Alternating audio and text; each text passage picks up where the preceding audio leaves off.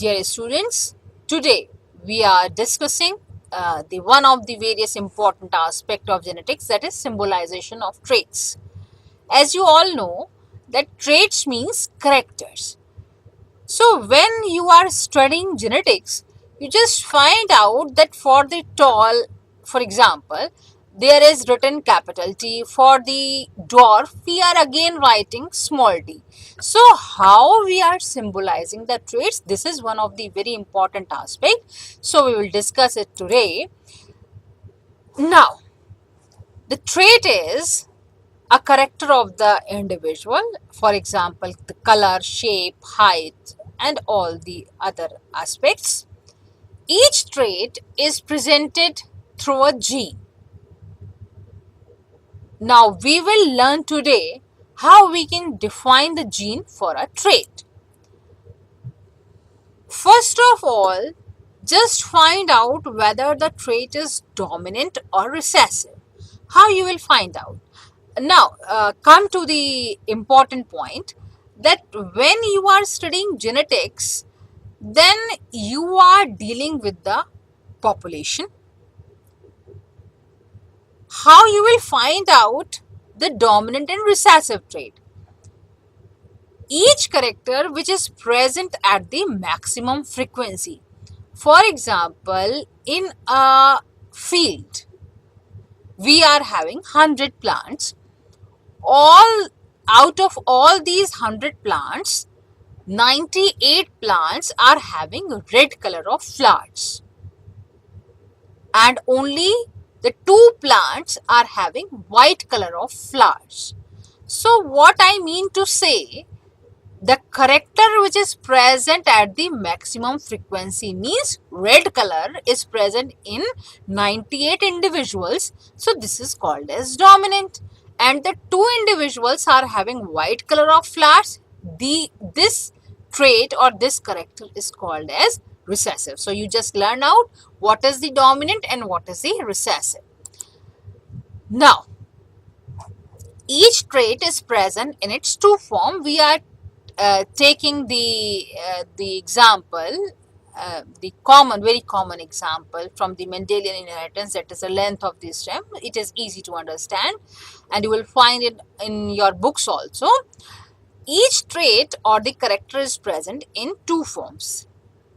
The character is what? The length of the stem, and the 2 forms are tall and dwarf. So one form may be dominant and another form may be recessive. Now, how you are defining the tallness, that is the dominant, with the help of gene. So, to express the tallness which is dominant, we will use the first letter of the trait. For the tallness, the first letter or the first letter is capital T. So we are designated the gene capital T for the tallness. Now, for the recessive, just keep in your mind that for the recessive, we are using the small letter of dominant gene. Dominant gene is what? Capital T. So what will be the small letter? It is small t. So don't ever write capital D or small d. Just find out which character is dominant, tall or dwarf. In this example, we are taking tall as the dominant. So capital T is the dominant one. And we are presenting with the gene for the tallness is T, capital T. And for the recessive or for the dwarfness, we will use the gene small t. Now, another example we are taking just to avoid the confusion. Color of flower. Color of flower, purple and the white. Color of flower is what? It is the character. It is present in 2 forms. One is purple, another is white. I am saying purple is dominant. So if the purple is dominant, we are using P, the first letter of the character or the word, that is purple. P, capital P. The gene for the purple color of flower is capital P. It is dominant in nature. And the gene for the white color of flower, which is recessive, will be written in the small letter, that is small p. Again, we are using red as the dominant. We are writing capital R. Then the white color is the recessive one. So the gene will be small r. So just avoid the confusion. For the designation or to put the gene for each and every character, what you have to keep in mind, you have to first work out which gene is which character or which form is dominant, which is recessive. Then just find out the form which is dominant. For example, it is purple, write down P, capital P. With the capital letter, it is P. And that it's just its opposite, that is small p, that is for the white color.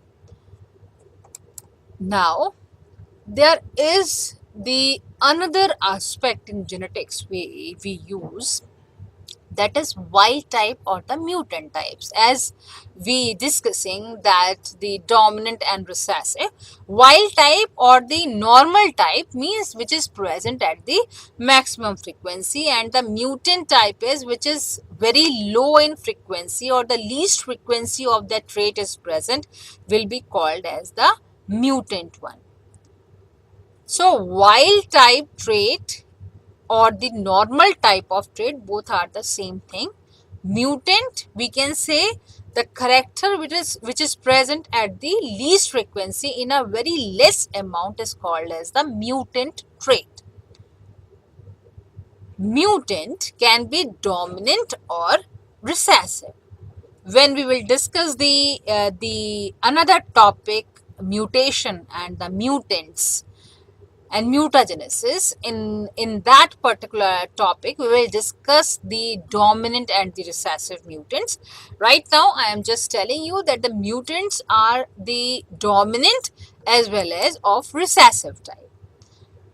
Now, the wild type mutant is presented with the help of symbol plus.